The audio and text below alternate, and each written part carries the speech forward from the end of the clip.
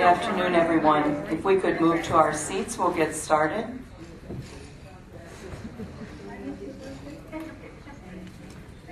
Welcome on this rainy afternoon. Happy November, happy fall. During the month of November, it's certainly a rich time both for our community and also for our church, as we just celebrated All Saints' Day, remembering those that inspire us through their lives, both those that are named saints and those that are saints in our own lives. And we celebrated last week also All Souls' Day, where we remember those who are deceased, those that we have loved and have shared their goodness with us. And our church calls us to continue sharing during this season our prayers for all of those who have died. And at the end of this week, we'll be celebrating Veterans Day as we remember those in the military, both living and deceased. Already we look to the season of Thanksgiving, where I'm sure your families are planning gatherings at this special time. So we gather today with much thanksgiving and grateful hearts. And I hope on Tuesday to be even more grateful. Last Sunday, the Springfield Cluster Group of Associates met and each chose a bookmark that looked, they were different, but on the back side is the name of one of our candidates that's going through the formation session this year. So along with the sister prayer sponsor that you also will have an associate prayer sponsor from the Springfield Cluster. Some have been asking for your contact information, so I'm hoping it's okay to give that to them so they can contact you through letter or email or phone call. If not, please let me know that, and we'll not give that out. We're very happy today to have Sister Marcelline Koch with us, and she will be presenting on Catholic social teachings. Sister Marcelline is one of our Dominican sisters, and she directs the Office of Justice for the Dominican Sisters of Springfield. And in this capacity, Sister serves as the Justice Promoter, the co-coordinator of the Springfield Dominican Anti-Racism Team, and liaison for our congregation's socially responsible investing effort. In March of 2014, Sister was named the North American Co-Promoter for Justice for the Dominican family in North America. It was in this capacity that she was part of a delegation to Iraq in January of 2015. Previous to this ministry, Sister was on our congregation's leadership team for 8 years, and she directed Project Irene, which is an education and advocacy initiative focused on women and children. Sister Marcelline was an elementary school educator and administrator for over 30 years, serving both urban and rural area. So she has lots of experience. She currently volunteers on the leadership committee for the Springfield Coalition on Dismantling Racism. So we are thrilled to have Sister Marcelline with us today. Sister?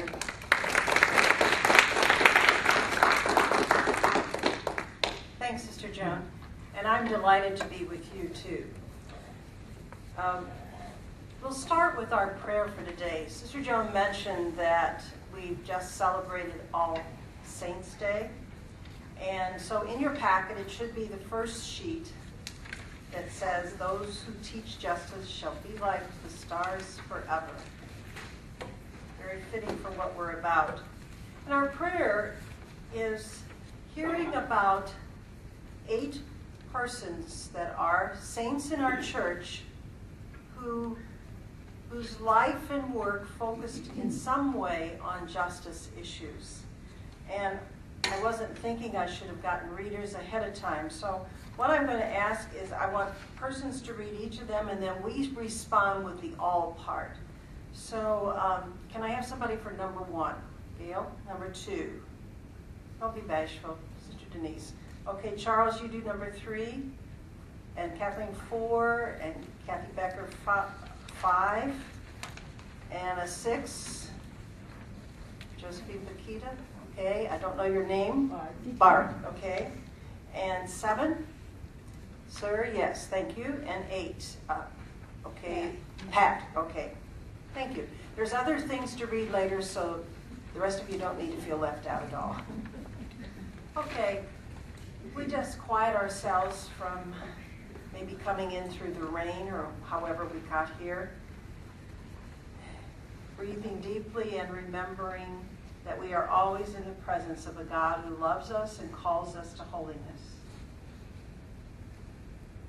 At the time of our All Saints' Day celebration, we remember those who have been inspired by great faith to devote their lives to social justice.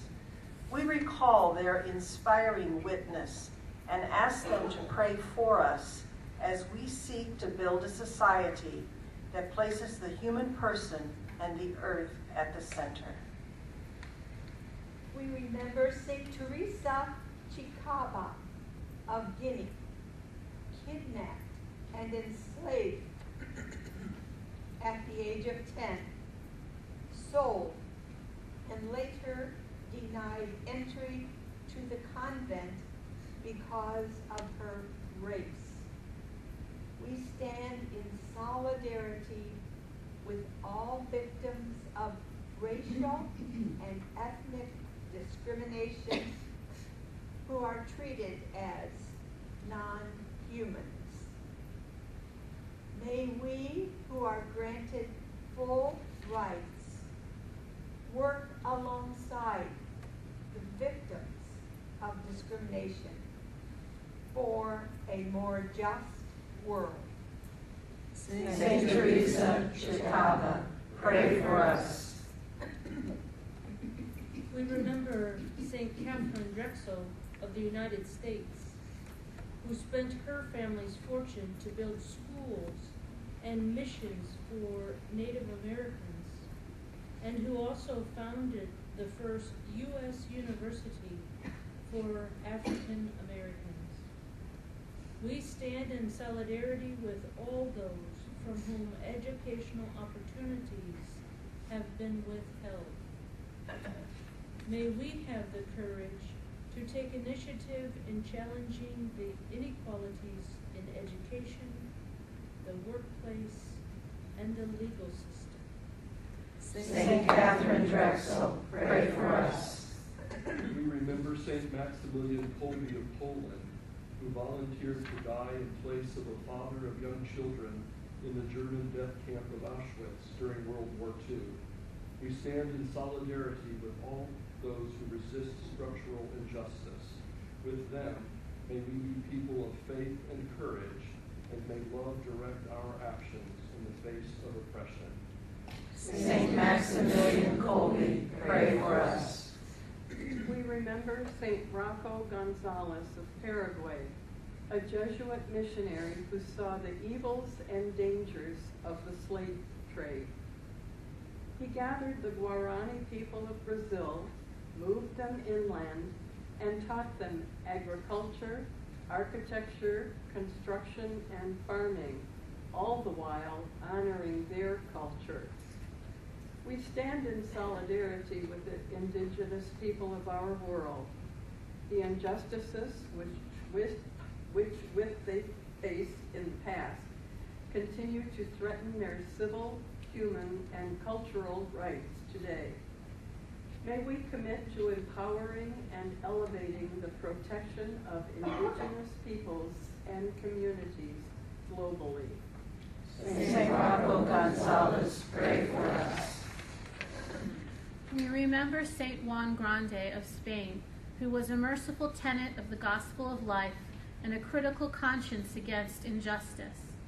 He started his own hospital and provided quality health care for prisoners, the convalescing sick, and the incurably ill, prostitutes, rejected sick soldiers, abandoned children, and the elderly. We stand in solidarity with all those who suffer from a lack of adequate health care and who are plagued by preventable illness. May we work for a better system in which quality health care is accessible and affordable to all. Saint Juan Grande, pray for us. We remember Saint Josephine Bakita of Sudan, who at the age of 9 was kidnapped into the slave trade and resold into slavery. The pain of being ripped apart from her family and the perpetual brutal beatings she endured caused her to forget the name given to her by her parents. Her captors gave her the name Bakita, which means lucky one, We stand in solidarity with our sisters and brothers of Sudan and those who fall victim to human trafficking and who are forced to serve as child soldiers. May we play our part in calling the international community to stand against these crimes that shatter the lives of young children. Saint Josephine Bakhita, pray for us. We remember Saint Pierre Toussaint of Haiti, a slave who, after accompanying his owners to New York City and being granted his freedom, became a noted philanthropist to the poor of the city and housed destitute Haitian refugees. We stand in solidarity with refugees across the world who flee violence, slavery, hunger, and devastation in their home countries. May we welcome them warmly and assist in seeking solutions to the problems that caused their plight. Saint Pierre Toussaint, pray for us. We remember Saint Teresa of India, who devoted her life to serving the poor and destitute around the world.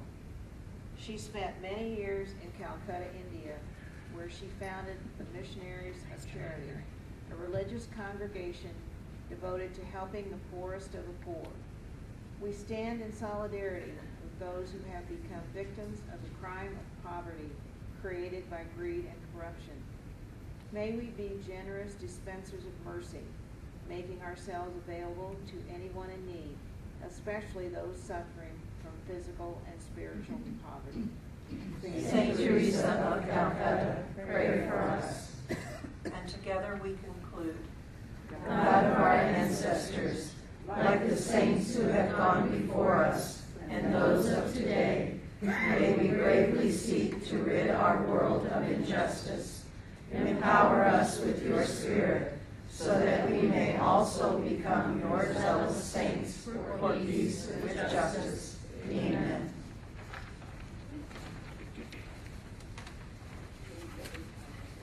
Thank you. And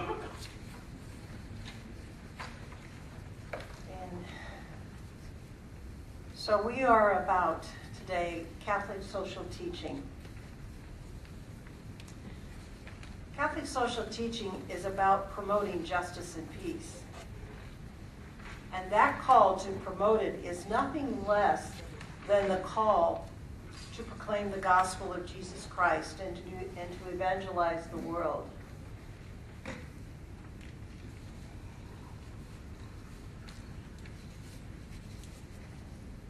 And I think that promotion of justice and peace are very much connected to Jesus' own description of his mission in the synagogue in Nazareth.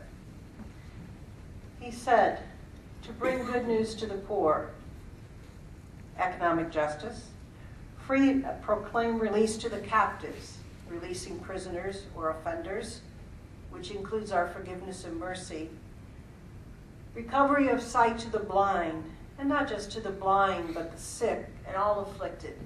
All about our what we should be working for in the healing ministry. And setting free those who are oppressed. Political justice around our world, or political injustice, where people are not free and suffer the ravages of war. These are the elements that Jesus incarnated in his ministry, and he commissioned us to replicate them in our hearts, in our communities, our societies, in our world. And we have in our packet a list of themes or principles, but I want to say that the richness of our tradition of Catholic social teaching is more than a list of principles to be recited. It is a living and breathing tradition. And what it's meant for us is that we orient our lives and our communities that we're in toward a right relationship with God, with ourselves, with others, including our planet. Now, Vatican II focused on this understanding of Jesus, especially in Gaudium et Spes. And it was soon after, in 1967, that Pope Paul VI established the Pontifical Council for Justice and Peace to remind the Church that work for justice and peace is central to the Church's mission. And so we have, in the 1971 then, Synod of Bishops, part of their declaration was that action on behalf of justice is constitutive to the gospel. So often we think of our work for justice as, I follow Jesus and do what I'm supposed to do, but this justice stuff is a little extra. And what they're saying to us, it is a part of the core piece of the gospel. It's intrinsic to our baptismal call. It's intrinsic to our Dominican call. And I also want to say, it's not a call to say, okay, well then I better stop what I'm doing and get involved in something about justice. That's not what it's saying. Rather, it's a call to see the goal of justice and peace, bringing that good news and helping to free others, as the perspective that shapes and flavors everything we do. Whatever work we are about, it's using that lens of justice and peace as we go about our life and work. So continue what you're doing, but use this lens that will be helpful to you to do what Jesus was asking. So now, since the time of Jesus, the Church has struggled in every age to be faithful to this mission.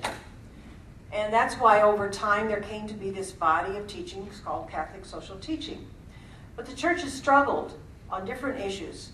Even from the beginning, the early Church struggled on issues of poverty and wealth, on issues of war and peace. You may remember that soldiers that converted to Christianity in the beginning had to leave being a soldier. It was incompatible with Christianity. But they've struggled with things about economics, how we're organized socially. What's the role of state in connection to our religion and the kingdom of God?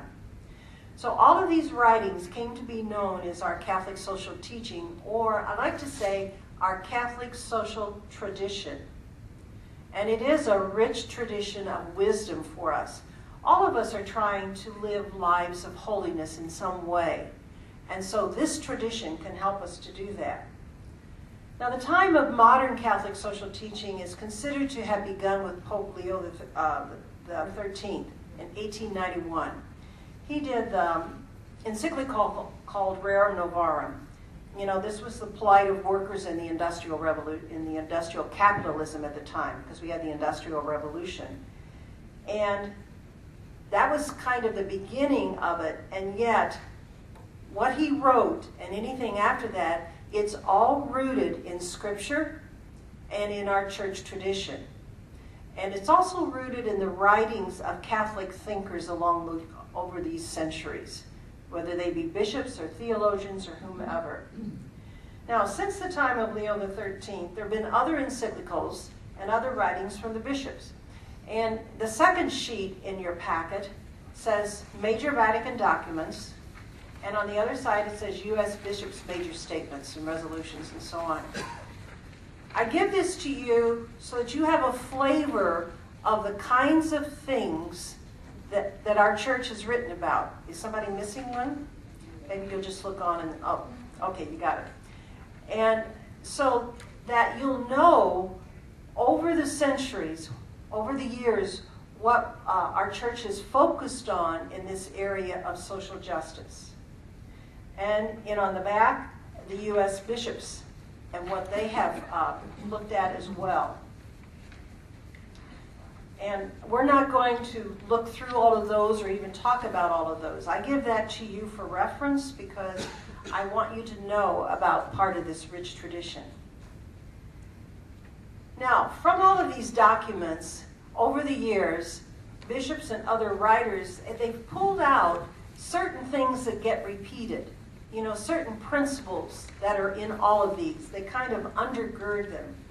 And these are the principles that I have on the sheet that says Key Principles of Catholic Social Teaching. Today we're using 7. Sometimes you'll see it written up as 10. but they're core things that are a part of what we are about. And as things happen in our world, our church writes about them, looks at them, and reflects on them in the light of these principles in order to give advice and to help us to develop our consciences. So the point that I'm making with that is the Catholic social teaching isn't just set in stone. It is developing just like our doctrine is developing. That was a part of one of the documents of Vatican II. Now, before I move on to focusing just on these principles, I want to do one other thing. We talk about walking with the 2 feet of justice. The first foot is that of direct service. And we're very familiar with that. We do the bread line. We do the homeless shelter. We do the food pantries. We donate to Catholic relief services when there is a catastrophe in the world, in the recent hurricanes, in the earthquakes. Direct service. We respond in emergencies. But there's another foot. It's the foot of social change. And this one isn't as easy. To be involved in social change, first of all, you get a lot of criticism for it, and it's trying to remove the causes. If people are always homeless, what analysis can we do? What is causing that? Why are some people always needing food? Why are people living in food deserts in our country? So it's looking at what's underneath the why of those. When I see this, I always think of the Latin American bishop. He's now deceased, but it was Dom Helder Camara. He said one time, "If I feed the hungry, I'm praised. Aren't you wonderful? If I ever say, why are they hungry? They call me a communist." And so that's part of direct service social change. We want to walk with both feet, not just with one. And connected to this, a lot of people use this adage, you give a person a fish, he eats for a day. If you teach him how to fish, he eats for a lifetime. Okay, that social change adds something to that saying.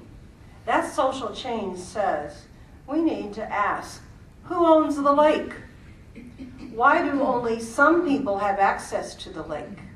Or how did the lake become so polluted? So those are social change questions, because teaching the person to fish will not feed him for a lifetime in our day. So as we look at these themes individually, I will add some ideas to them, and I also want you to be thinking about, as we talk about them, how they connect with each other, how issues that I lift up, how are they integrated into other things? Because no injustice issue is solely by itself. It's connected to many other things in our world. So before we start this, I need some more readers. And I think, sir, you had your hand up, so can I put you down for the first one? Because as we come to each of these, I'm going to ask somebody to read them out loud. That just brings those words into our room. What's your name? Michael. Michael. Okay, we'll put Michael for number 1. Somebody else that didn't read, would you do number 2? Sir, what's your name? Carl. Carl. And Dave, number 3. And we need a 4. Shirley. And 5. Carrie. Okay. 6. Joanne. Joette. Okay. Sorry. And 7.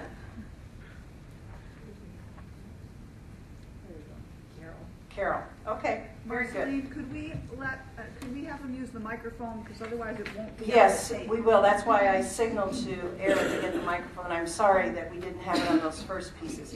However, the folks at Marion do have copies of everything. So They do, but it's for the videotape. Oh, It gotcha. won't be heard unless it's in the. Okay, thank you. Very good. Okay, we'll start with the first one, and that is Michael. So if you would read that for us, and wait till you get the microphone. So.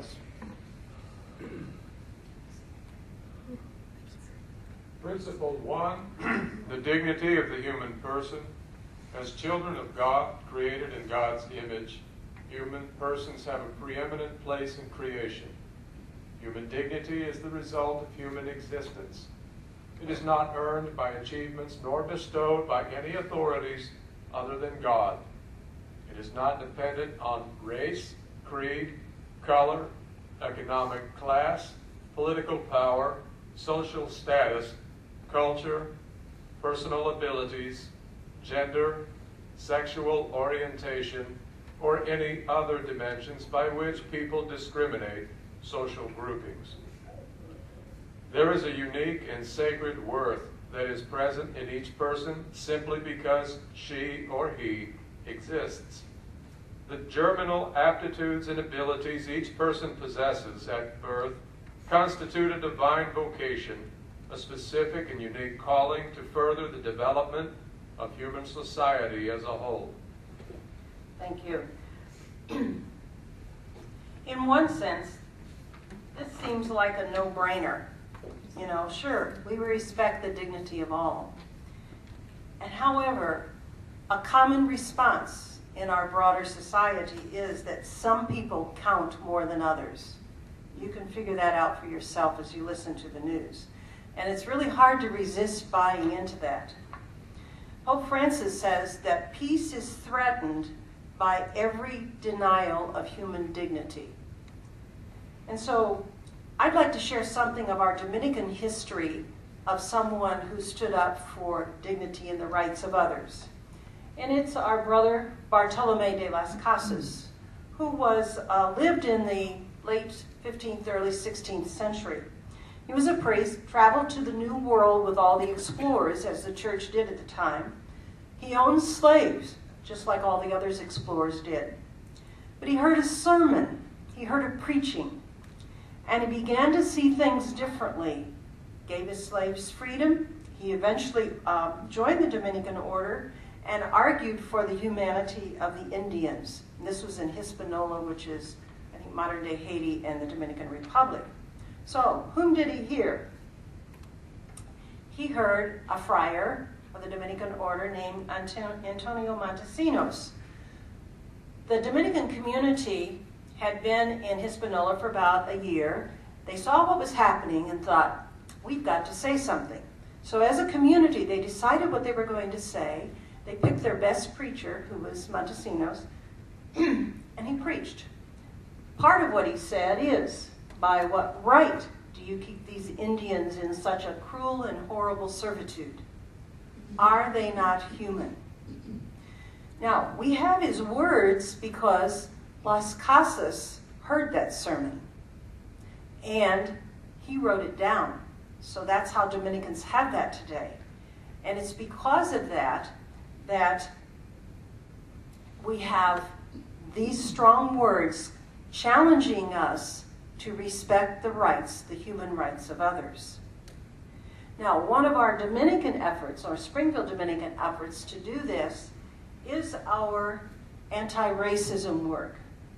We have a commitment as a congregation to be on the path to becoming an anti-racist congregation.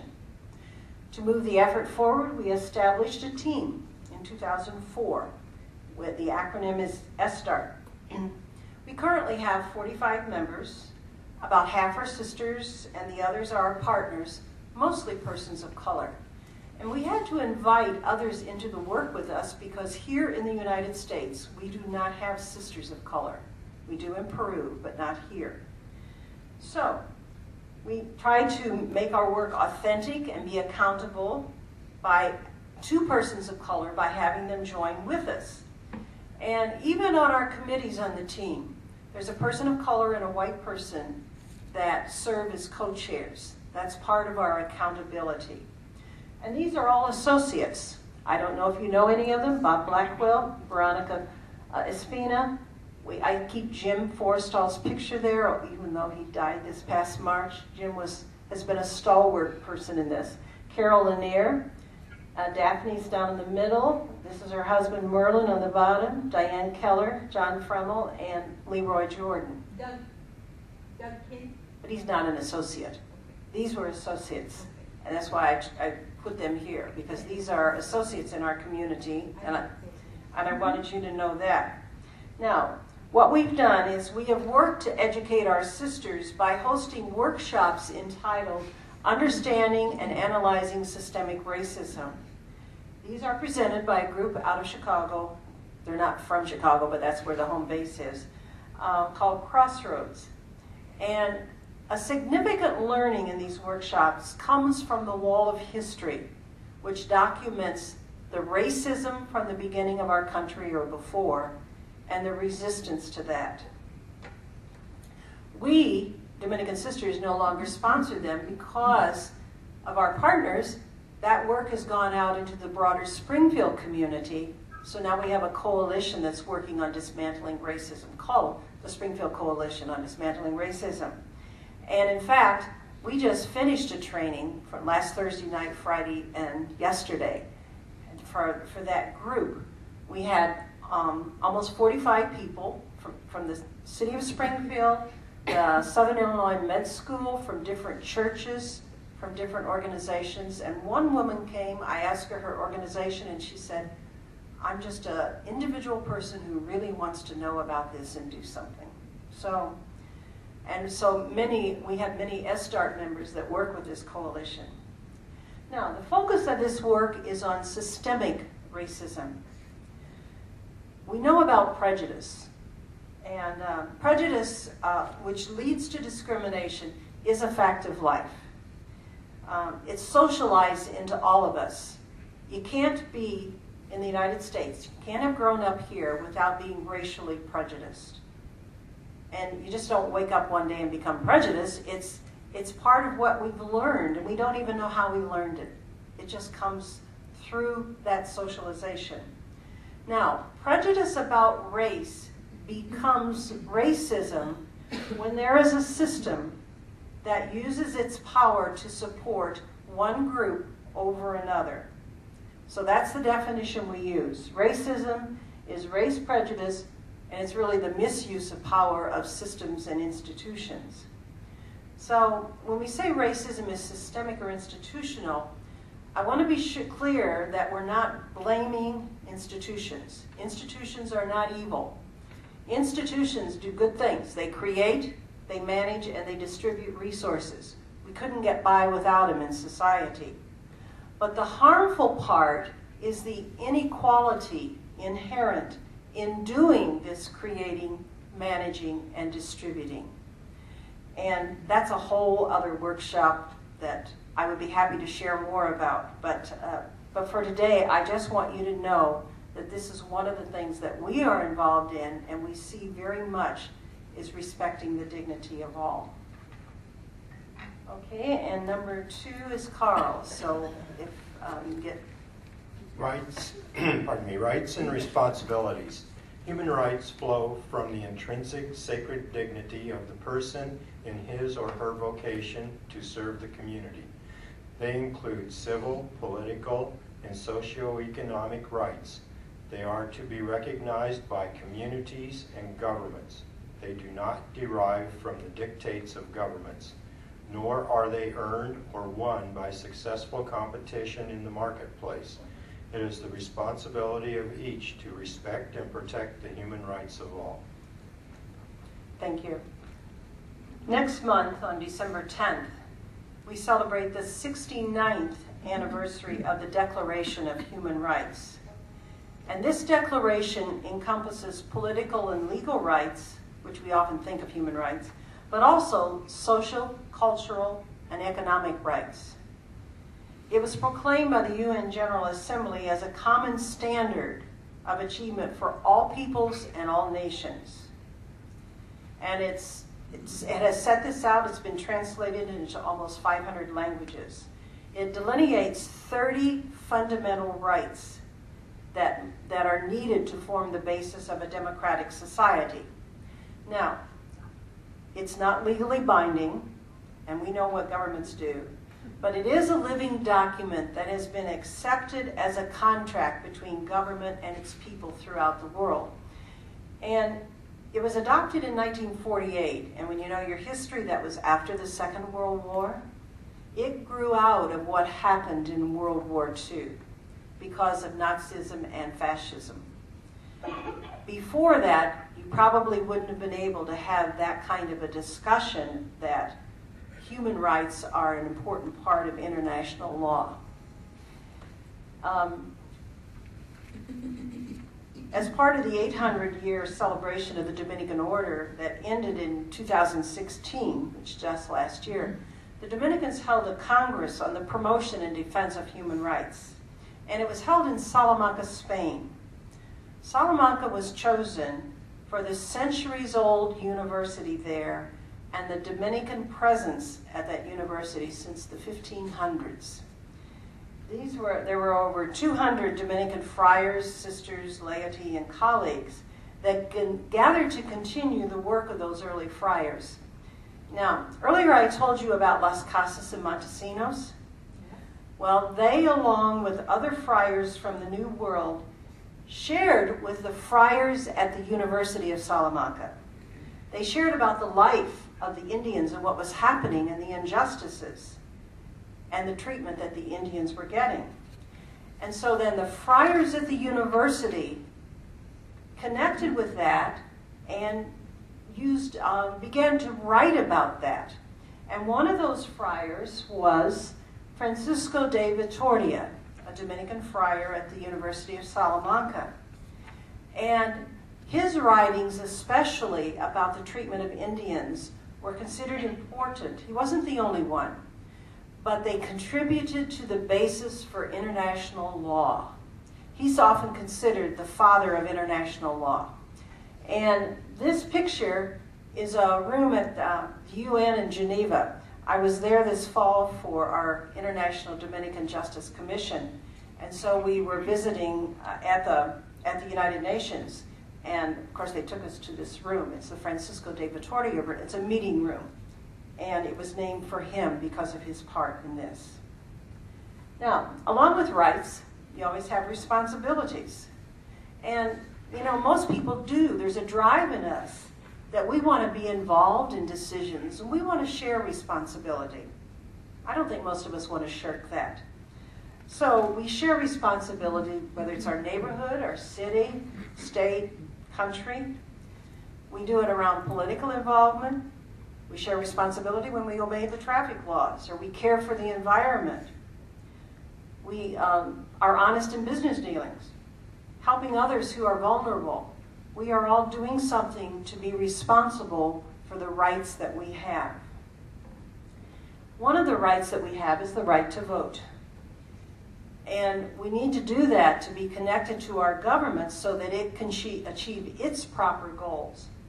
And our church has always encouraged us and actually sees it as a duty that we participate in government and political structures. You may know that each election year, presidential election year, the U.S. bishops publish a brochure entitled Faithful Citizenship. I think this is usually the logo that's used for it.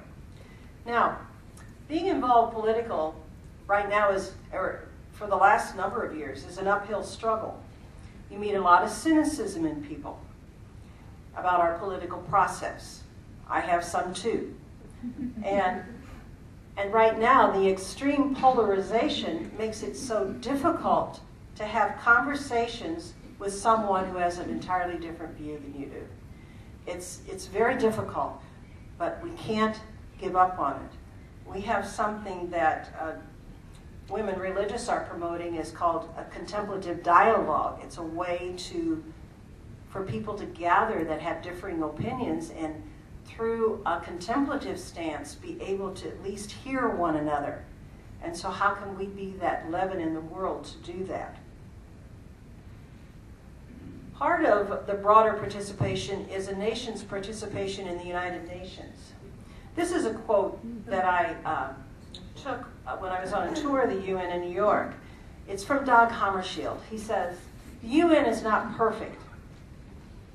How does he say it? "The UN was not created to take humanity to heaven, but to save it from hell." So we know the UN isn't perfect, and there's a lot of criticism of it.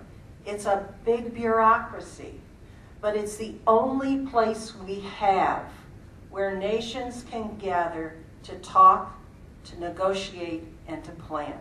It's the only thing we have. And it's also revealing because the world, the nations of the world can spend so much on military, but they want to contribute so little to the goals of the UN, which is global security, international cooperation, and peace. And so here's a statistic. The UN's entire budget is approximately 2% of what the world spends on military. So when somebody says to you the UN cost us too much, have them compare it to military expenditures. Okay, and we'll go on to the community and the common good. Dave? And over here, Carl, up here.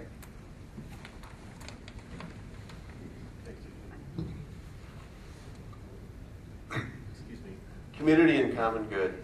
Human dignity can be recognized, developed, and protected only in community with others. Each person is brother or sister to every other, and to develop as a healthy human person only in a community of relationships rooted in love and justice.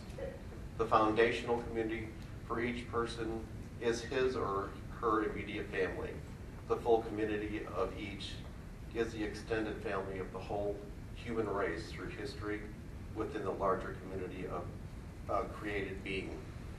Each person benefits from the efforts of earlier generations and of their contemporaries, and are therefore under obligation to them as well. Thank you.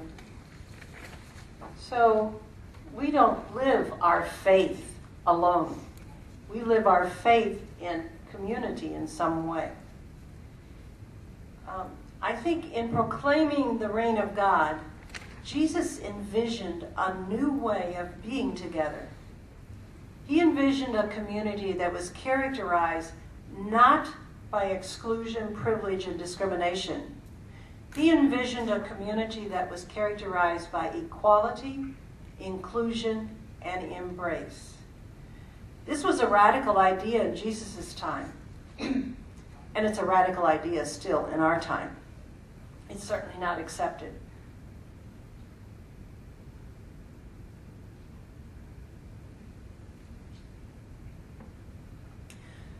I think for me, community forms the basis for and reason for doing what all the other principles on this sheet talk about.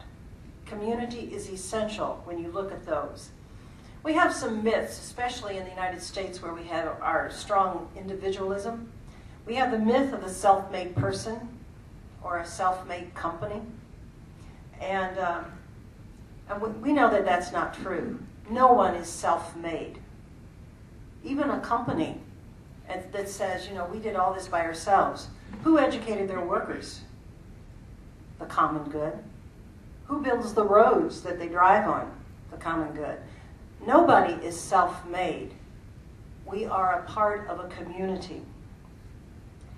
And so the common good suggests that the well-being of each of us is connected to the good of all the others. And that includes both human and non-human. It should matter to us, even though we're not in Puerto Rico, it should matter to us that the doctors in Puerto Rico are still operating by flashlight or by a cell phone light. It should matter to us. It should matter to us that small island nations are looking for a place to relocate their citizens. It should matter to us that Syrian refugees are desperate to find a safe place to live. It should matter to us that colonies of bees have been dying out and that it affects the plants we depend on. It should matter to us that many of the plastics discarded make their way to the oceans and they never biodegrade. They're often worn down, broken apart, and eroded by ocean currents until they probably become microscopic in size. But these microplastics can still kill large ocean animals, and they certainly pose a danger to small organisms. So if we're looking at the common good, then all of this is a part of our frame of reference too. Okay, we'll move on to number 4. And let's see, that is Shirley. Shirley, raise your hand so he knows where to come to. Threw the paper away. Might need that. One way or another. Option for the poor from the Jubilee vision laid out in the book of, I can't pronounce it, Leviticus.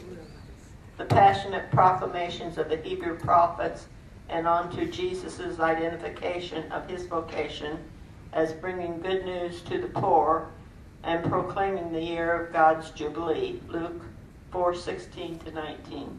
People in poverty, the poor, have been at the heart of the Judeo-Christian social vision. They are the people most often forgotten, exploited, and marginalized in societies.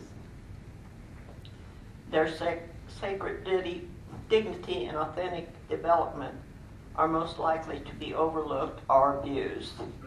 They are the people who experience and reveal the failings and shortcomings of our social systems. Their experiences, insights, and concerns offer important evidence in the search for the more just systems of social life to which God is calling the human community. Thank you. So we just finished talking about the common good. And while the church calls us to seek the common good of all, Scripture and also our tradition calls us to a priority concern for the poor and vulnerable. And so we hear this message very strongly from Pope Francis. From the beginning of his pontificate, he says we're called to be a church of the poor, for the poor. A lot of what he says is a challenge to us to be that church of the poor, for the poor. He goes on to say this: on a global level, we see a scandalous gap between the opulence of the wealthy and the utter destitution of the poor. Often we need only to walk the streets of a city to see the contrast between people living on the street and the brilliant lights of the store windows. We have become so accustomed to these things that they no longer unsettle us. You know, there's the scripture about the rich man and Lazarus, and you know, when some people hear that, it says to them, well, you know, wealth is evil. That isn't the point of the scripture. Wealth in itself is not evil. But the rich man was in hell, not because he was rich, but because of all of his riches, he didn't see Lazarus in need. And I think that's what Pope Francis is talking about. We get numb to it, and it doesn't even unsettle us or mean something to us. Now, I'm going to do a few things that are going to look at perspectives on our world right now. The first one is the champagne glass distribution of wealth. It's been around for a long time, and every time I look it up, it doesn't change a lot. It might get worse, but and it's true. Some people will say, well, global poverty has fallen. That's true in some cases. Yes, it has. And yet, there is still great, great poverty. This is about income. Now, income means what you earn. Doesn't mean all your assets. That's wealth. And we'll talk about wealth in a minute. So what it's saying is that when we look at income in the world, 83%, or I'm going to round it off, 83% goes to the richest 20% of the people in the world. And that's us. We're part of that. And then if you take each quintile down, the poorest 20% in the world get 1.4%. The next one up gets 1.9, then the middle one gets 2.3, and then the next one gets 11.7. Now this is the whole world distribution of income, which tells you something about how things are in the world. Then, our planet, it says now serving 7 billion. I had to add in 7.6 billion is our population of the world now. Almost half of that over 3 billion people live on less than $2.50 a day. And 80%, which is 4/5 of it, live on less than $10 a day.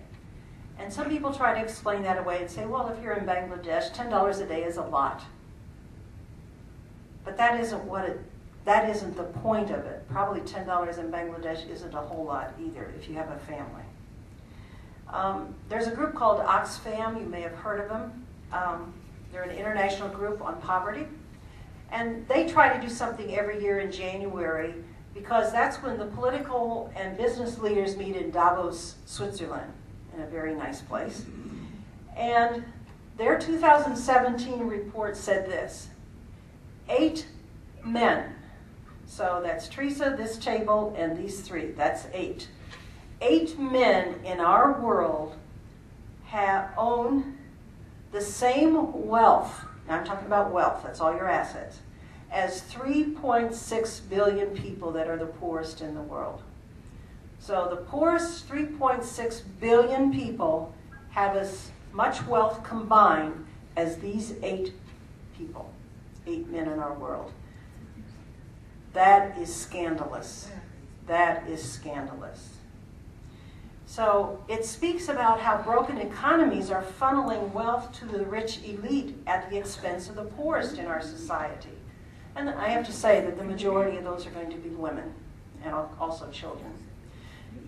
This is just a tidbit of information that I thought was really interesting. Part of that report says, if we keep up this record or this track of accumulating wealth for the rich, that the world should see its first trillionaire in just 25 years. That's one person having $1 trillion. Now, I say, after a while when I do this work, and I say, okay, what's another million? What's another billion, Is it 5 billion, 6 billion? What difference does it make, But they broke it down and said, to put the figure in perspective, you would need to spend $1 million every day for 2,738 years in order to spend $1 trillion. Now, who needs $1 trillion? No one. So, this inequality is a challenge for us. And, right now, I haven't had the time to do any of a study on our proposed tax cut. What does that really mean for our citizens? But we need to be looking at that and seeing where we are with it. Pope Francis, when he did The Joy of the Gospel, he was very strong on this, and he did 4 big no's.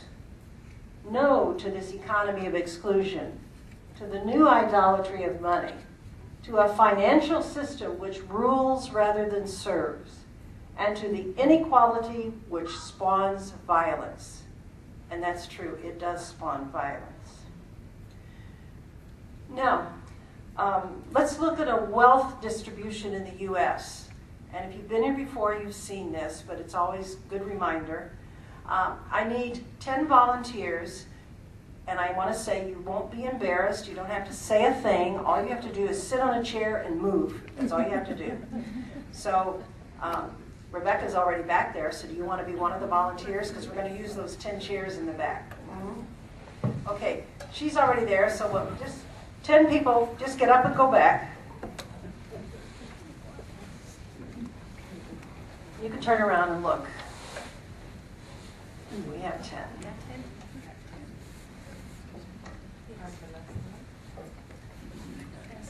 Okay, and I forget your name? Joette. Okay. So we have 10 people. Now, the idea is that each chair represents 10% of the wealth in the United States. We're talking about just our country. So it's 10% of the wealth. So you can imagine that each person represents 10% of the population. So we'll go back to about 1976. In 1976, I asked your name, Joette. She's going to be our richest 10%. So you're lucky today. So you're the richest 10%. So in 1976, Joette owned 50% of the wealth. So you get 5 chairs. So that means the next 2, 3, 4. The next 4 people, you have to move and share down here. Come on. So you're part of the poor. So, well, you stand behind, or you can sit on the laps. You can sit on a lap, or you can stand behind. Make it easier. Okay, now Joette has 5 chairs. She's the top 10%. But with the Occupy movement, you heard a lot about the 1%. So let's pretend that Joette's head is the 1%, okay? So in order to illustrate this, you're going to have to move down to the 3rd chair. And that'll illustrate, you can sit down. You can't lay down because we've got arms in the chairs, sorry. But that illustrates that the top 1%, her head, just think of that as the top 1%, gets 2 chairs. That 1% has 20% of the wealth. And the other 9% of that top, they are on those 3 chairs. Okay? Does that make sense? Okay, now we'll fast forward to about, the date I have on this is 2004. It's pretty much the same. You have to understand that all of these kinds of statistics, in a way, they're maybe not nailing it right to the number, but they're giving you the trend idea of what's happening. So, fast forward 2004. And what do you think Joette's going to get? More chairs, right. Joette gets 2 more chairs. So come on, you guys, you have to, you can't be behind a rich chair. You got to scrunch up there. Come on. You got all that. Now, let's see where Joette's going to sit down.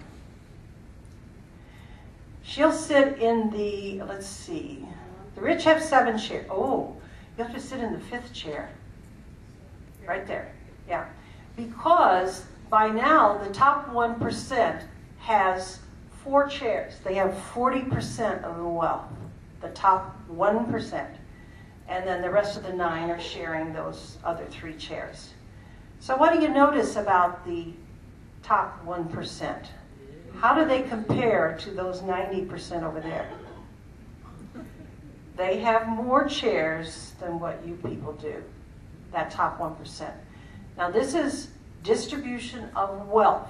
That's what people own. It's not their income just, it's their assets, it's those stocks and bonds and all those houses or whatever else it is. It's the wealth piece and whatever they've inherited.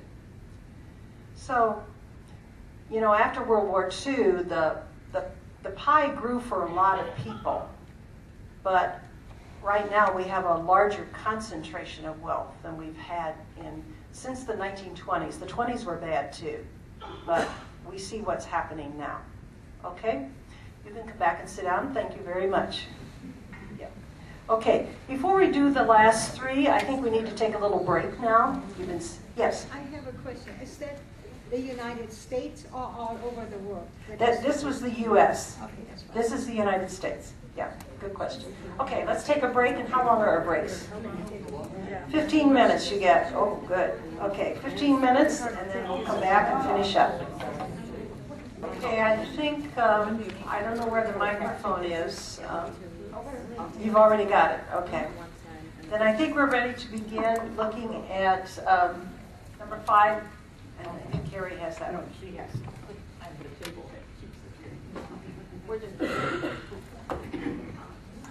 Principle 5, dignity of work, economic justice. While work is not the source of human dignity, it is the means by which persons express and develop both being and dignity.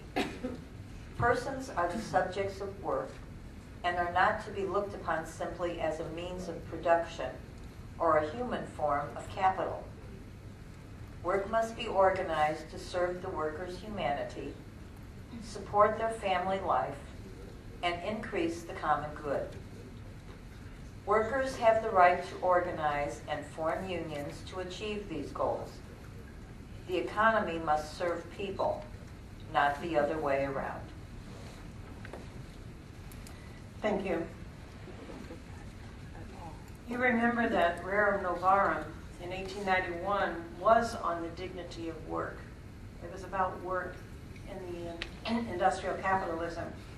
Pope Francis also says that Work is fundamental to the dignity of a person. I love this image. He says, to use an image, he says, work anoints us with dignity, fills us with dignity, makes us similar to God, who has worked and still works, who always acts. So when you're at work, think of yourself as being anointed with dignity by what you do.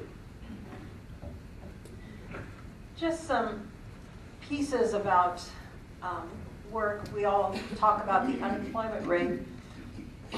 Last year, it was in the 5s. This year, it's 4%, 4.1, and Illinois is higher than the other.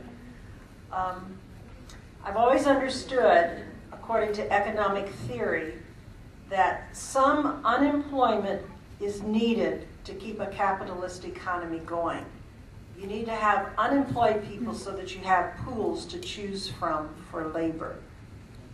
So it's just a part of how things are set up. When we look at the minimum wage, Illinois has passed one that's higher than the federal one. It's $1 higher. It's $8.25 instead of $7.25. There is also talk about a living wage, which would be higher than this. A living wage includes all the things that a person needs to, they need to receive a wage that includes like childcare and those kinds of pieces that are not often considered when we calculate what a minimum wage could be.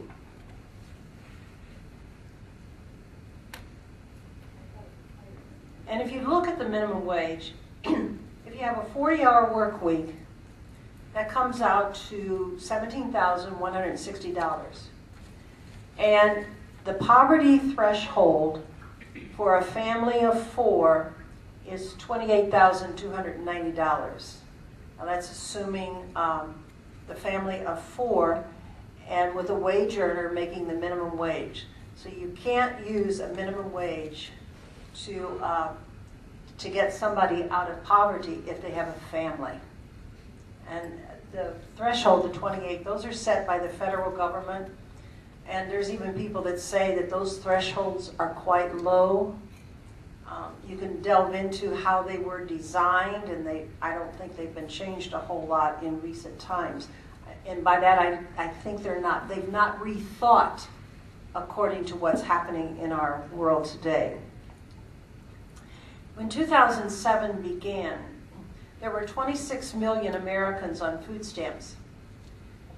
And of course that went up to 46.2 million during the recession. Remember in 2008 with the housing bubble collapsing. And now we're back down to 43 million. So, and people get criticized for being on food stamps. There's a lot of negativity in the national narrative that people are on food stamps, they're lazy, they don't work. And there's a lot of people that are receiving them that do have jobs, but their work does not pay sufficient enough to cover everything for some people. Also, what I've read in recent analysis is that production has gone up in our country, but the wages have not gone up to match those production gains. I'm not going to do it today. Sometimes I do a CEO pay exercise, but I'm always conscious of our time. But back in 1965, a CEO, and I'm talking large corporations, I'm not talking a small family business, a CEO made about 20 times as much as the average worker. And then in 2000, when things were much better economically, they made 383 times as much as an average worker. It dropped down in 2008, and now it's back up to about 295 times as much. And part of that, a lot of that is salary. I think during the 90s we tried to put a cap on some of that, and now what they do to get around that, so that it's not taxable, then CEOs are paid in stocks. And so that's how, no matter what law you pass, people are going to find a loophole around it. Because I'm hearing about lowering the corporate tax rate It's 35% right now. And then I read about companies, large companies, General Electric or Google or somebody like that, that pay less than 10% in taxes. And they fuss about the 35%, but those companies are wealthy enough to have lawyers and financial CPAs or whomever to figure out how to not have to pay taxes. In fact, what really angered me a year ago was one company, I don't remember it, it's probably just as well, they got a rebate from the federal government because they claimed all of their losses for the United States and they claimed all their income in another country that had a lower tax rate. So my question to our legislators now, are those same companies, if you lower it to 17 or 20%, are they now going to be paying even less? You know, we have to be savvy about these things and know what's going on. Okay, let's move on to the solidarity and peace part for us. And that's Joelle. And her name is Joelle. I was saying it wrong. Thank you. Principle 6, solidarity and peace. We all belong to one human family. As such, we have mutual obligations to promote the rights and development of all people across communities, nations, and the world, irrespective of national boundaries. In particular, the richer nations have responsibilities toward the poorer nations, and people with wealth and resources are linked in the divine economy with those who lack them. Those who remain untouched or unchanged by the suffering of their brothers and sisters around the world are suffering from serious spiritual underdevelopment. They need solidarity for their own salvation. The structures of the international order must reflect true biblical justice, and conflicts should always be resolved in the most peaceful ways available, ways which respect and build solidarity among peoples. Solidarity and peace. How we look out for each other and how we create a peaceful world. I always think it's interesting. We settle many problems in society, in the U.S. and in the world, by violence. We talk about assisted suicide. We talk about abortion. We are avenging crimes and murder. We have capital punishment. Somebody gets upset and they shoot a bunch of people. We have bombing raids, war. We send drones to bomb peoples so that we'll have peace. We use violence that never changes it. Sometimes violence is not just physical actions. Violence can be demonizing and hateful words. Bullying is violence. Whether you do it personally or do it on social media, it is violence. I always think about our words too. We have all these wars. Remember the war on poverty. Then we had a war on drugs. And now we have a war on terror. And we don't accomplish anything with those wars that we're talking about. This is one of my favorite quotes from Martin Luther King Jr. He says, "Wars are poor chisels for carving out peaceful tomorrows." So there's always the question, how do we promote non-military and non-violent responses in our world? I think it's truly a challenge to develop nonviolence first in ourselves. You know, how do you respond to others? And then nonviolence in our relationship with the people around us, and even nonviolence in Earth. We're often very violent to our Earth. Years back, at the time of Augustine, the church developed the just war theory as a way to limit violence. It was a way to limit war. However, in recent years, it's not been used to limit war. It's been used to have an excuse to go to war. I remember all the discussions in 2003 with the war on Iraq.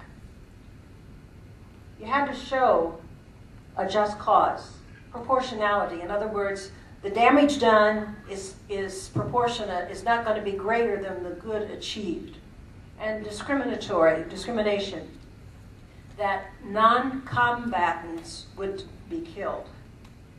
Well, we know that any war today, the last part can never be followed. It is not possible to have a war in our world today where non-combatants are not killed. Just look what happens all over the world. It just isn't possible. So there was it was April of 2016. The Vatican, along with Pax Christi International, Pax Christi is a Catholic peace group, they co-hosted a meeting and called together about, I think it was like 80 people from around the world on this, to talk about nonviolence. And so when they finished, this was their document, an appeal to the Catholic Church to recommit to the centrality of gospel nonviolence. Because if you think about Jesus and his life and his example, he was all about nonviolence. All about that. And so they're calling on us to promote nonviolent practices. Initiate a global conversation on nonviolence. We don't talk about it. Advocate for the abolition of war and nuclear weapons. Lift up our own prophetic voice when there's things happening. And support and defend those activists whose work for peace and justice puts their lives at risk. In Malta, it's been about 3 weeks now, there was a journalist killed, a woman, I think she's in her 50s. She was shot, she was murdered, because she wrote about the injustices in her country. You know, media and journalists get a bad rap right now, but if we don't have people like that telling the stories and doing the investigation to bring out what's going on, we're going to miss out on some things. And we need to know about that. And we need people like that that are courageous and brave to do it. So now let's look just a little bit at the whole question of war.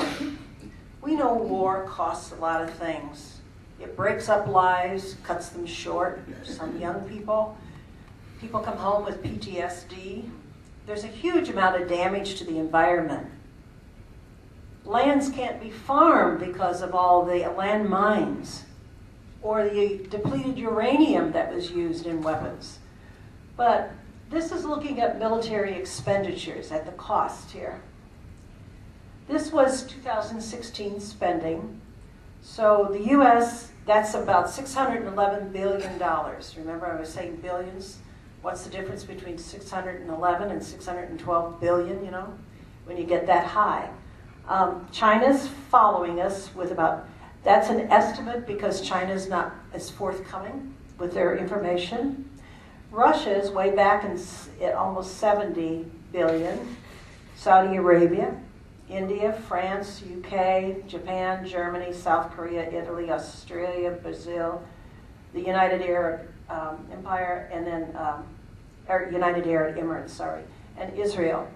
So those are your top military spenders right now. And you see how much we spend compared to the rest of the world. Money that could be used for teachers, that could be used for early childhood education, that could be used for health care, that could be used for housing.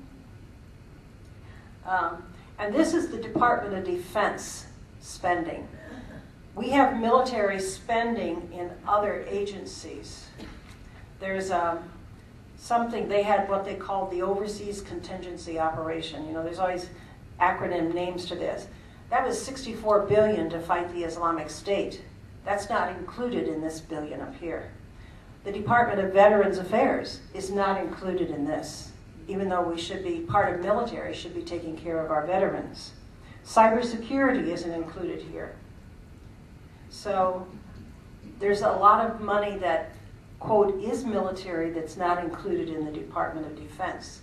And I share this with you just to get some sense of the huge place that military has. When Dwight Eisenhower left office, his speech is a really, you might want to look that up and read it, because in that speech he talked about the military-industrial complex. Now think how far back Dwight Eisenhower was. He recognized, and by the military-industrial complex, he means where you have the armed forces, you have the commerce, meaning the businesses, and the politics very closely linked. And it becomes that complex. So for the companies, it's really important that the U.S. fight wars, because otherwise who's going to buy my weapons? And so there's that kind of a relationship that happened, and that's what he was warning about, the military-industrial complex. This picture that I have here, the one that was also with the wars are poor chisels. When I was at the UN in 2009 for about 3 months, and these are from paintings that were displayed from Croatia. Young people were asked to do some posters about war and its meaning. And so you get the idea of the wealthy person and the soldiers being pawns in that. It's just, I think it's a powerful, powerful image. Also, the other piece of it is the private contractor business now that we have. You heard about it a lot in Iraq. Blackwater and was one of the ones you probably heard about. And so we have private mercenaries doing the work, but they're companies, not just individuals. And they often employ former military. And of course the private contractors, their personnel gets paid a whole lot more than the US military gets paid. So you have all these things working in this part of it. And it's interesting, the founder of Blackwater, which now has a different name, and I'm not sure what it is now, is Eric Prince. He's now being pushed by Steve Bannon to go to, I think he has a house in Wyoming, to run for office from Wyoming. Eric Prince is Betsy DeVos's brother. So you're talking about huge amounts of wealth in all of this. When I talked about the political process and how hard it is, for me, a big part of the political process is the money that's in it. And how do we be able to vote without having that specter of you need to be a millionaire in order to run for office. I think that's a huge concern for us in our democracy. So private contractors, and then the other piece is the arms sales.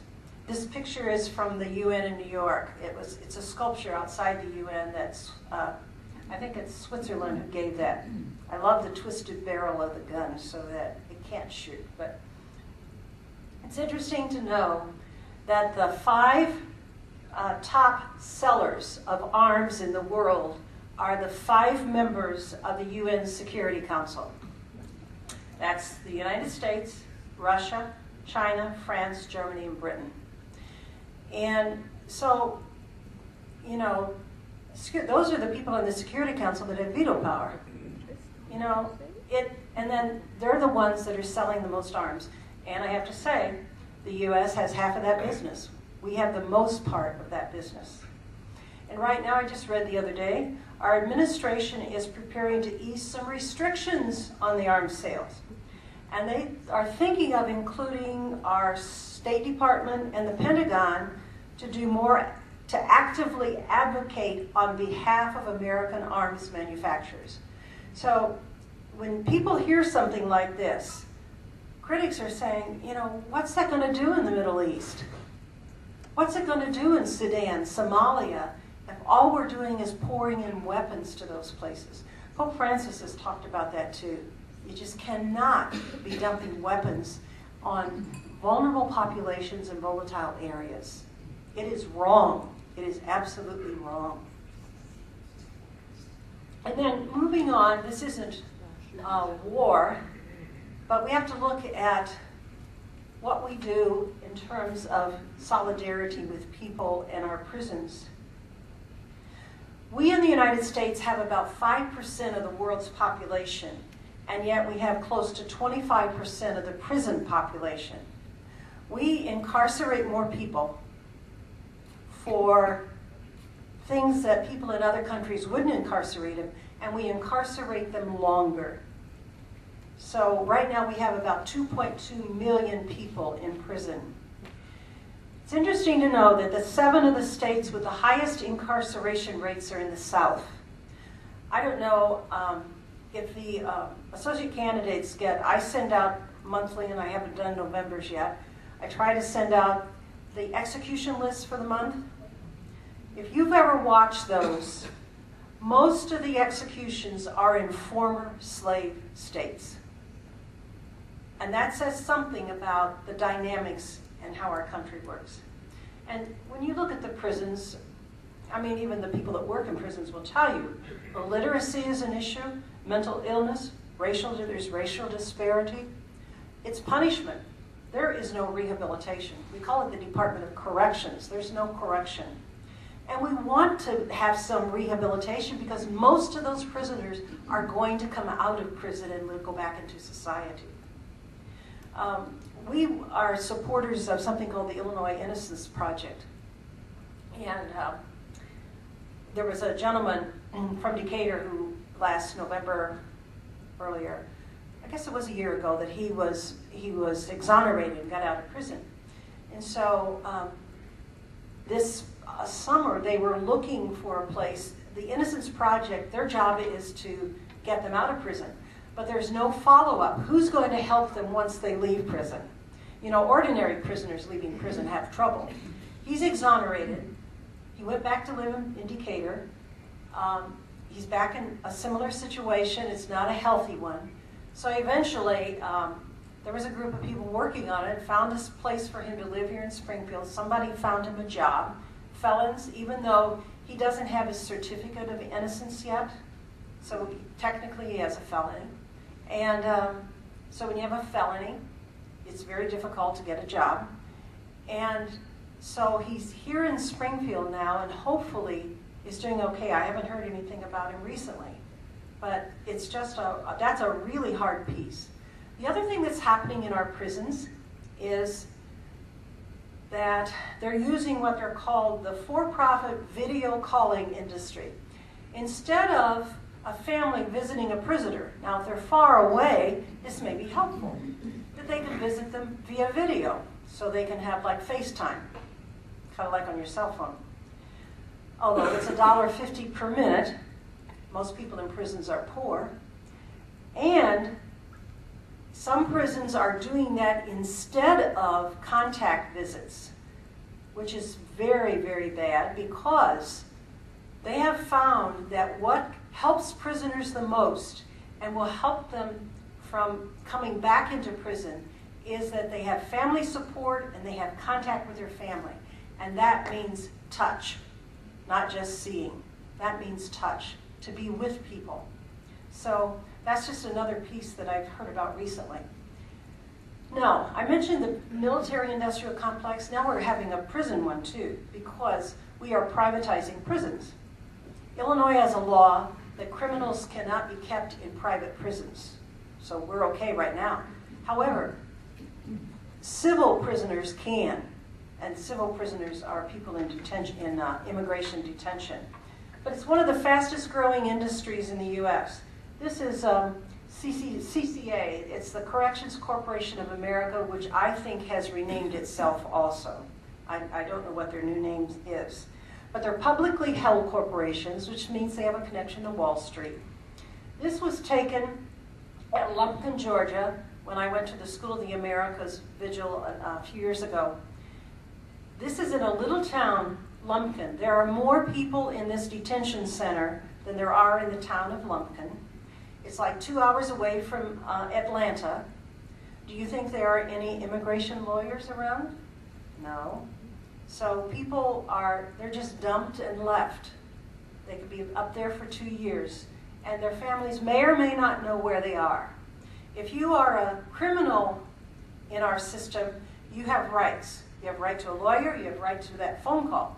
If you are a detained immigrant, you have no rights. You do not have any right to contact your family. So these are, and it's these companies that are pushing for tougher immigration laws because it's to their advantage for profit. I think it's, what do they get, $158 a night for every detained person. We have a law that says you have to have there have to be 34,000 beds available to detain immigrants every night. And most of the time those are supposed to be filled. So at some place we always have to have at least 34,000 immigrants in detention, which means in a prison situation. Now, this next part talks about refugees and immigrants. I know there's a difference between immigrants and refugees. Right now in our world today, we have 65 million refugees and asylum seekers and internally displaced. Pope Francis says, migrants and refugees are not pawns on the chessboard of humanity. I love his imagery. Doesn't that get it for you? And so how do we do this? Springfield wanted to be a welcoming city, and that was tabled at our on October 24th at the City Council. Don't know what's going to happen to that. I just had a conversation with Joelle at break. Joelle told me she's Lebanese American. I asked her if I could share this with you.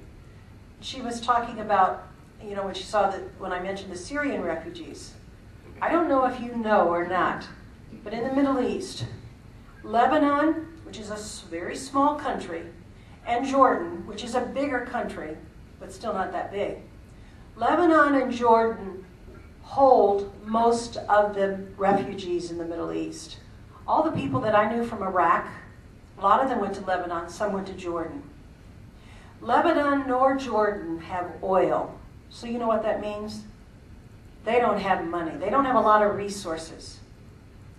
You may have read in the paper this morning about the Prime Minister from Lebanon resigning, quitting. And Joelle was just saying, you know, it's not that we don't want the Syrians, we just can't make it as a country because we're taking all these refugees. And why are they taking the refugees? Because no one else will. Saudi Arabia doesn't open their doors.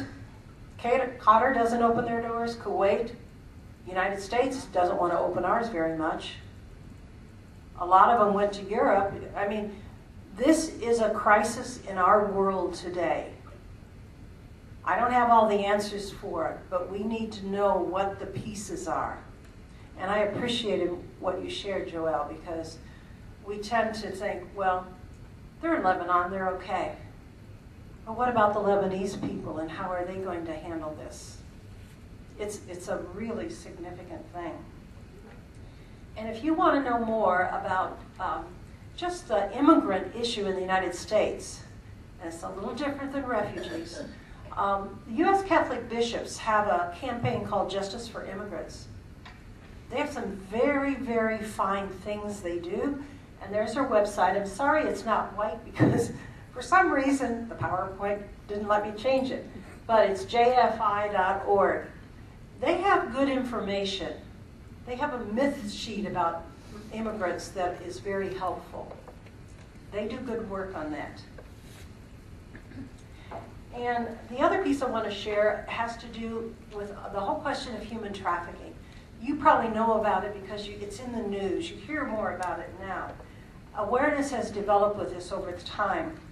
We say that anywhere from 800,000 to 4 million people are trafficked, but they don't know because it's very hard to come by statistics for that. But this is just a U.S. piece. It says 46 for prostitution. You've got domestic servitude down here in the 27%, 10% for agriculture. That happens a lot in the South, you know, the farms, and also like the chicken plants and places like that. Factories, miscellaneous. So those are just some of the pieces for trafficking. But trying to eliminate trafficking takes analysis across many lines. It isn't just say, well, we're going to stop doing this. You have to look at, first of all, climate change is a factor. It's real in our world. There's droughts. People leave the countryside, go to the cities. There's not enough work for them in the cities. They're poor, they're destitute. Somebody comes along and says, here, I can get your daughter, 16 years old, I'll get her a job in such and such a place. And so they pay you money and you let her go. And she's trafficked. You know, there's all kinds of pieces that go into this. Plus, there's the money. This is for the organized crime piece, which is often very organized, and globalization has helped it happen. Is the three areas for organized crime are arms, drugs, and people. And so this one is said it's about 32 billion annually. People are trafficked because there's a market for them. And I'm always saying that, see, it says 15.5 billion from industrialized countries. There's traffic, you know, there's a group in our country called Truckers Against Trafficking, because truck stops, it happens a lot there. Girls within the U.S. are trafficked to prostitution at truck stops. So there's all kinds of things about that that are part of our solidarity with others. Okay, I see that I need to keep moving on. Sorry, I'm talking too much. Okay, number 7. Who's this?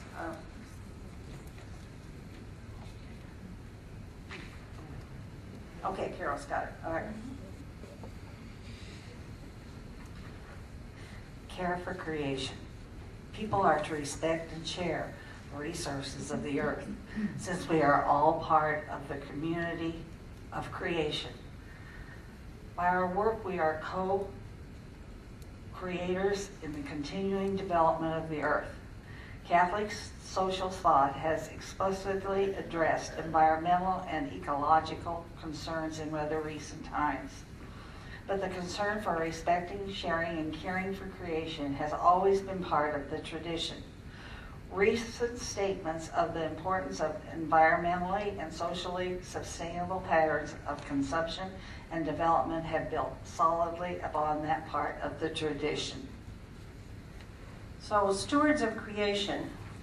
Stewardship is a good word as long as it doesn't mean power over, and sometimes stewardship has in the past. We're always stewarding under God's image. That's whose image we're made under. And that's whose image we're stewarding under. It's not like we're managers of creation, because we're a part of creation. And in the past, we've separated humans from creation. I remember growing up that little pyramid that put humans at the top. Well, we were under angels, you know. But we are a part of creation, and that's what we've grown to understand. Pope Francis says, I wish to mention another threat to peace, which arises from the greedy exploitation of environmental resources. And he goes on to say about considering it a gracious gift, creation, which we must care for and set at the service of our brothers and sisters, including future generations. There's an ancient proverb that I think comes from the Native American community that says, we do not inherit the earth from our ancestors, we borrow it from our children. So whatever damage we're doing now, we are taking away from our children and grandchildren. Now there's a whole lot of things for this one. I'm just going to pick out about 4 or 5, maybe I can't remember how many. And we had, in 2015, it was the Paris Climate Agreement was adopted. And that was because of what's happening in our world. And since then, 196 parties of the 196 out of 197 have ratified that agreement. Our administration has rejected it. But what's significant for me is that there are many states and also businesses in our country, big businesses, that are speaking out in favor of doing specific actions to address climate change. And as far as humans are concerned, as far as scientists are concerned, human activity is causing the Earth to get warmer. And it's primarily through the burning of fossil fuels. This piece is, I think, always interesting. You know how there's something that's a sentinel, that something's happening? Well, glaciers are called the sentinels of climate change and a very visible evidence. This is Alaska, the Peterson Glacier. The left side was 88 years ago, in 1917. The right side is 2006. That's the same place. And if we deny that warming is happening, then things like this show it very clearly. And now, people that are dependent on glaciers for water, think what's going to happen to them. As these glaciers melt, they're fresh water, but they usually go into saltwater oceans or saltwater places, and that water is going to be lost to us. Pipelines are another piece, and you've been hearing for over a year about the Standing Rock Sioux, who made a stand to protect water, and were opposing the Dakota Access Pipeline. You know, maybe what you don't know is that that pipeline in North Dakota was scheduled to go through a white community. The white community revolted on it, spoke against it.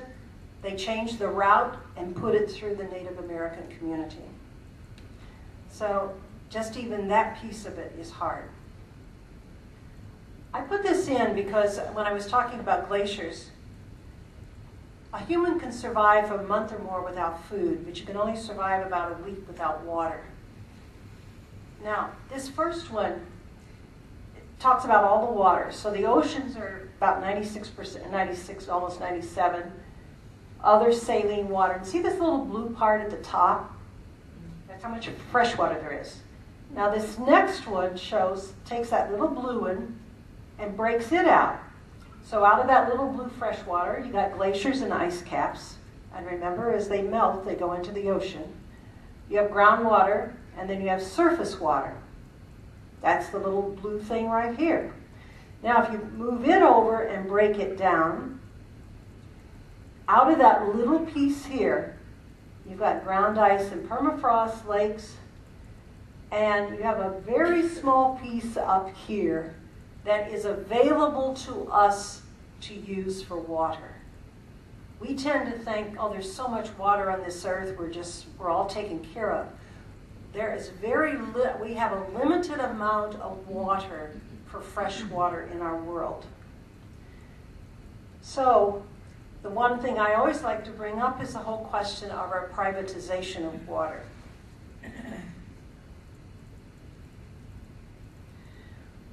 And wars get fought over water for sure. If we buy bottled water regularly, and I understand sometimes we need it, but if you buy it regularly, that's contributing to the privatization of water. And when you buy it, people typically are paying 240 to 1,000 times what you pay for tap water. And yet, bottled water sales are rising every year. It's a billion-dollar industry. It's advertised as pure. Sometimes it's been shown to be just tap water. And the other thing about them, that a bottled water plant only has to test for certain bacteria once a week, whereas a city doing their tap water, they have to test 100 times more a month. So we need to be looking at those things and questioning. And then I want to share with you about Flint, Michigan. Last June, I was at a meeting for our corporate responsibility work. And it was held in Grand Rapids, Michigan. We had speakers from Flint and Detroit, activists telling about what they were doing. I learned Nestle, that's why I included Nestle in this one, they pay the state of Michigan $200 a year to get 130 million gallons of groundwater, from the aquifer, to sell, and they have about 7.4 billion in sales. They're now asking to increase to get 210 million gallons for the same price. They're paying the state $200 and getting all of that water for free. The Flint people say they have a problem with a bottling company that bottles the state's water, sells it back to the people, who through no fault of their own are completely dependent on bottled water. So those are the kinds of things that we need to know about and be concerned for others if we're even talking about solidarity in all of this. So, coming to the close, and I just want to say, we often think about Catholic social teaching as using two books, the Book of God's Word and the Book of Life, which I use with a newspaper here. You can't separate the gospel from what's happening out here. And for us Dominicans, truth has always not just been in Scripture and theology. We found truth in science, sociology, anthropology, economics, all this learnings. And so I've given you these principles of Catholic social teaching and just a few issues from the Book of Life. It's not easy to address it. Sometimes all you can do is just say, no, I won't be a part of that. But it's important for us to be aware. So anytime you can be aware. And then it's important to care. And to do this, I think it helps if you do it in community, if you have others. I know for me and our Dominicans here that we do things in community and it matters that we are together in this. So I want to share with you some of the things that we do in community. And I have two more things that I haven't referred to today. One of them has to do with our corporate stances. We do corporate stances in order to say, we as a congregation believe in this, and then if leadership or myself ever want to speak on that issue, we know that all the sisters agree on that. So I put all of our corporate stances starting back in November of 1994 to the present. Some of those you'll connect and see about things that connect with what we are. Human trafficking, consistent ethic of life, the climate change, nuclear disarmament, genetically modified organisms, I didn't address that one. The whole question of the Iraq War, because of our relationship with the sisters in Iraq, or our family in Iraq, the death penalty, School of the Americas, and something about scattered site housing, which was a Springfield area initiative. So you have that. The other piece you have is I connect with all the Dominicans in the United States.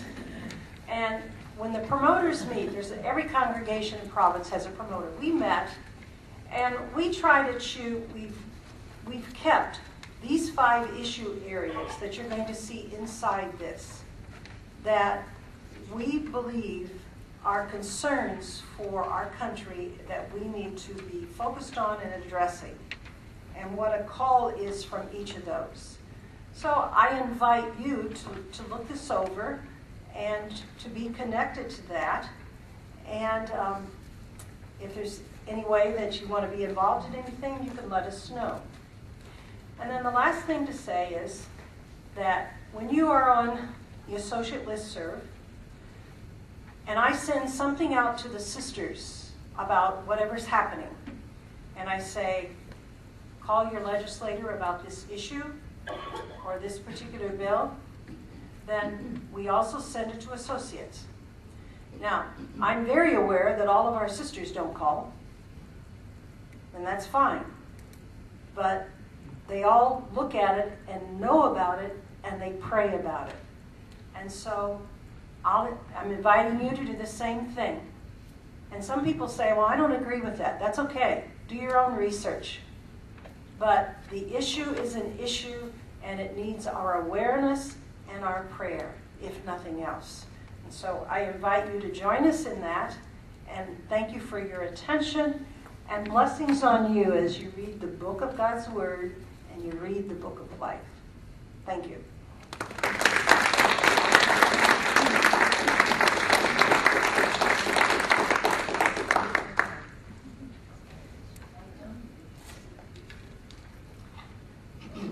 Thank you, Sister Marcelline, for sharing your passion and your knowledge.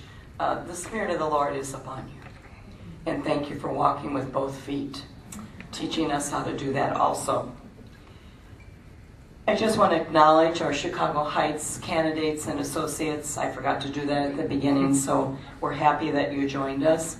I'd like to thank Elizabeth and Michael Ross and Dave and Joanne Berg for bringing our snacks today, and once again our Springfield associates who are here to assist us. This weekend began National Vocation Awareness Week, and Sister Teresa, our vocation director, asked if I would share a few thoughts with you. As Dominican associates, you have many contacts in the community, and many of you know young Christian women. I invite you to partner with us in extending an invitation to the young women you know to explore this Dominican way of life by attending one of our events, or simply inviting them to come for a tour and lunch, or inviting them to be associates. We encourage all Catholics to take the time to pray for vocations to the priesthood and consecrated life, to reflect on our own vocation and strengthen our personal relationship with Christ, to educate our young people about the importance of silent prayer and taking the time to truly listen to God's voice in our hearts, and to encourage young women and men you know to explore the religious life. So, another task at doing God's work. We meet the next time on December the 3rd, which is the beginning of Advent, and so a happy Thanksgiving to you all. And our next speaker will be Sister Linda Tonelato, who's talking about the history of our Dominican community. So God bless you all, and happy Thanksgiving, safe journey to those who are traveling. Thank you, Sister.